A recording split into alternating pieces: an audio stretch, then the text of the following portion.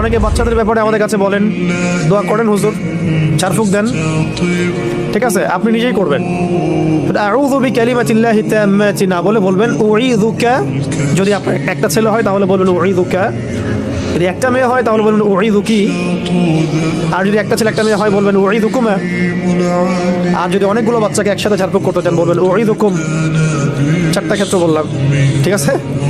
একটা ছেলে হলে কি বলবেন উঈযুকা বিকালিমাতিল্লাহি তাম্মাতি মিন শাররি মা খালাক, দিয়ে ফু দিয়ে দিবেন।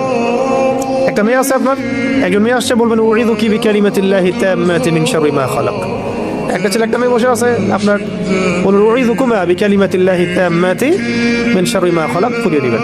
ইমাম হাসান এবং হুসাইন রাদিয়াল্লাহু আনহুমা তারা নবী সাল্লাল্লাহু আলাইহি ওয়াসাল্লামের কাছে আসতেন, খেলাধুলা করতেন, ঘাড়ে উঠতেন, পায়ে বসতেন, কোলে বসতেন, তিনি আদর করে বলতেন উঈযুকুমা বিকালিমাতিল্লাহি তাম্মাতি মিন শাররি মা খালাক, ফু দিয়ে দিতেন। এগুলো